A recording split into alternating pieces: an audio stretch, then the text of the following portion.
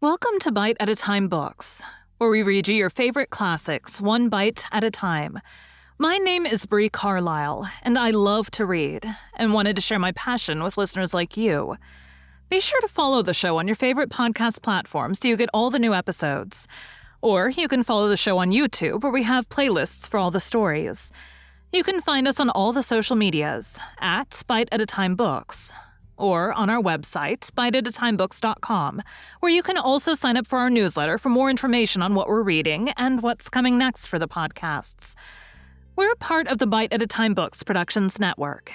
If you'd also like to hear what inspired your favorite classic author to write their novels, and what was going on in the world at the time, check out the Bite at a Time Books Behind the Story podcast, Tuesdays, wherever you listen to podcasts. Today we'll be continuing Wuthering Heights by Emily Brontë. Chapter 7. Bite 2. I urged my companion to hasten now and show his amiable humor, and he willingly obeyed. But ill luck would have it that as he opened the door leading from the kitchen on one side, Hindley opened it on the other. They met, and the master, irritated at seeing him clean and cheerful, or perhaps eager to keep his promise to Mrs. Linton, shoved him back with a sudden thrust, and angrily bade Joseph, "Keep the fellow out of the room. Send him into the garret till dinner's over. He'll be cramming his fingers in the tarts and stealing the fruit if left alone with them a minute." "Nay, sir," I could not avoid answering. "He'll touch nothing, not he. And I suppose he must have his share of the dainties as well as we." "He shall have his share of my hand if I catch him downstairs till dark," cried Hindley. "Begone, you vagabond. What, you're attempting the coxcomb, are you? Wait till I get hold of those elegant locks. See if I won't pull them a bit longer." "They're long enough already," observed Master Linton, peeping from the doorway. "I wonder they don't make his head ache. It's like a colt's mane over his eyes." He ventured this remark without any intention to insult, but Heathcliff's violent nature was not prepared to endure the appearance of impertinence from one whom he seemed to hate, even then as a rival. He seized a tureen of hot applesauce, the first thing that came under his gripe, and dashed it full against the speaker's face and neck, who instantly commenced a lament that brought Isabella and Catherine hurrying to the place.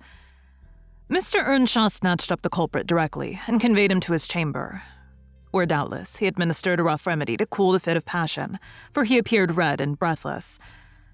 I got the dishcloth, and rather spitefully scrubbed Edgar's nose and mouth, affirming it served him right for meddling. His sister began weeping to go home, and Cathy stood by, confounded, blushing for all. "You should not have spoken to him," she expostulated with Master Linton. "He was in a bad temper, and now you've spoiled your visit, and he'll be flogged. I hate him to be flogged. I can't eat my dinner. Why did you speak to him, Edgar?" "I didn't," sobbed the youth, escaping from my hands, and finishing the remainder of the purification with his cambric pocket-handkerchief. "I promised Mama that I wouldn't say one word to him, and I didn't." "Well, don't cry," replied Catherine contemptuously. "You're not killed. Don't make more mischief. My brother's coming. Be quiet. Hush, Isabella. Has anybody hurt you?" There, children, to your seats," cried Hindley, bustling in. "That brute of a lad has warmed me nicely. Next time, Master Edgar, take the law into your own fists. It will give you an appetite." The little party recovered its equanimity at sight of the fragrant feast. They were hungry after their ride, and easily consoled, since no real harm had befallen them. Mr. Earnshaw carved bountiful platefuls, and the mistress made them merry with lively talk. I waited behind her chair, and was pained to behold Catherine, with dry eyes and an indifferent air, commence cutting up the wing of a goose before her. An unfeeling child, I thought to myself. How lightly she dismisses her old playmate's troubles. I could not have imagined her to be so selfish. She lifted a mouthful to her lips. Then she set it down again. Her cheeks flushed, and the tears gushed over them. She slipped her fork to the floor and hastily dived under the cloth to conceal her emotion. I did not call her unfeeling long, for I perceived she was in purgatory throughout the day, and wearying to find an opportunity of getting by herself or paying a visit to Heathcliff, who had been locked up by the master. as I discovered, on endeavoring to introduce to him a private mess of victuals. In the evening, we had a dance. Kathy begged that he might be liberated then, as Isabella Linton had no partner. Her entreaties were vain, and I was appointed to supply the deficiency. We got rid of all gloom in the excitement of the exercise, and our pleasure was increased by the arrival of the Gimmerton band, mustering 15 strong, a trumpet, a trombone, clarinets, bassoons, French horns, and a bass viol, besides singers. They go the rounds of all the respectable houses and receive contributions every Christmas, and we esteemed it a first-rate treat to hear them. After the usual carols had been sung, we set them to songs and glees. Mrs. Earnshaw loved the music, and so they gave us plenty. Catherine loved it too, but she said it sounded sweetest at the top of the steps, and she went up in the dark. I followed. They shut the house door below, never noting our absence, it was so full of people. She made no stay at the stairs head, but mounted further to the garret where Heathcliff was confined, and called him. He stubbornly declined answering for a while. She persevered, and finally persuaded him to hold communion with her through the boards. I let the poor things converse unmolested, till I supposed the songs were going to cease, and the singers to get some refreshment. Then I clambered up the ladder to warn her. Instead of finding her outside, I heard her voice within. The little monkey had crept by the skylight of one garret, along the roof into the skylight of the other, and it was with the utmost difficulty I could coax her out again.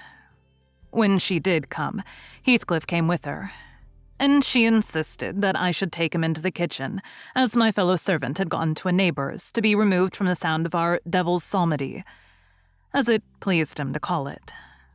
I told them I intended by no means to encourage their tricks, but as the prisoner had never broken his fast since yesterday's dinner, I would wink at his cheating Mr. Henley that once. He went down. I set him a stool by the fire and offered him a quantity of good things. But he was sick and could eat little, and my attempts to entertain him were thrown away. He leaned his 2 elbows on his knees and his chin on his hands, and remained wrapped in dumb meditation. On my inquiring the subject of his thoughts, he answered gravely, "I'm trying to settle how I shall pay Henley back. I don't care how long I wait, if only I can do it at last. I hope he will not die before I do." "For shame, Heathcliff," said I. "It is for God to punish wicked people. We should learn to forgive." "No, God won't have the satisfaction that I shall," he returned. "I only wish I knew the best way. Let me alone and I'll plan it out. While I'm thinking of that, I don't feel pain." "But Mr. Lockwood, I forget these tales cannot divert you. I'm annoyed how I should dream of chattering on at such a rate, and your gruel cold, and you nodding for bed. I could have told Heathcliff's history, all that you need hear in 6 words."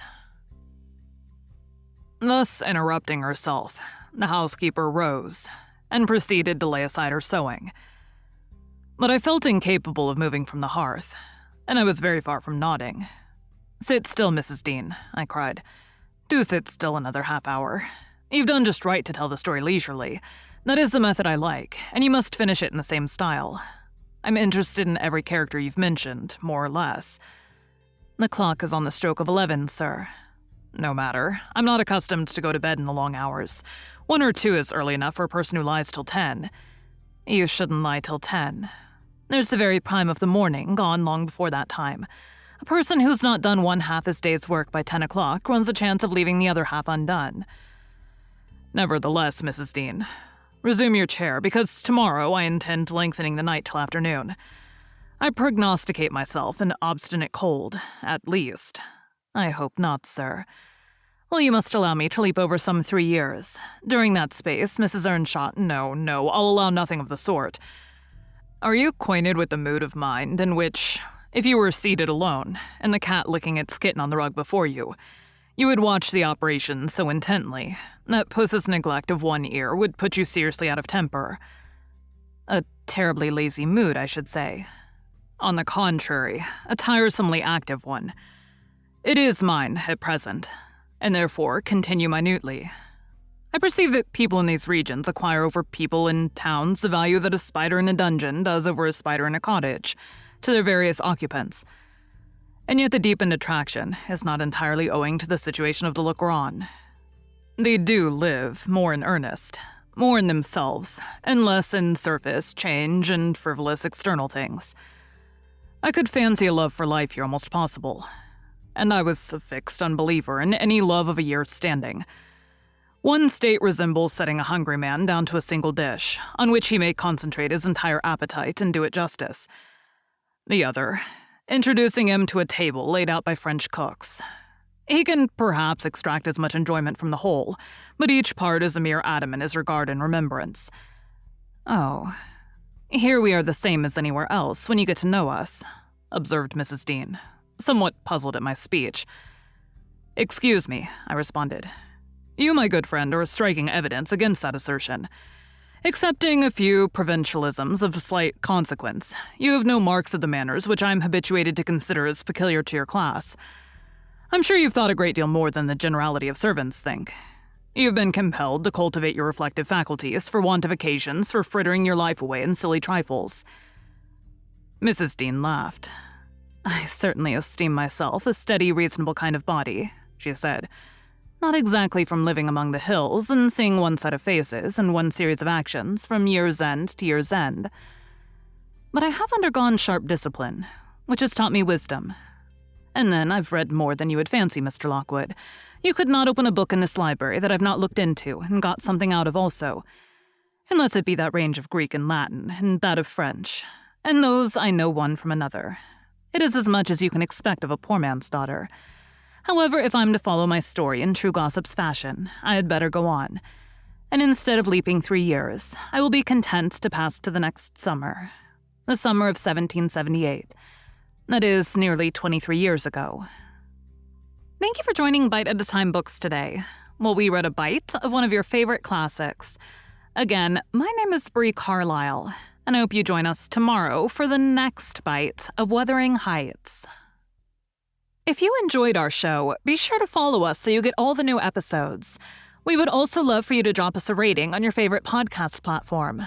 You can catch us on all the social medias at Bite at a Time Books, or check out our website, biteatatimebooks.com, where you can sign up for our newsletter. Our show is part of the Bite at a Time Books Productions Network. If you would also like to hear about the authors who write the books we read on the show, check out the Bite at a Time Books Behind the Story podcast, wherever you listen to podcasts, or on biteatatimebooksbehindthestory.com.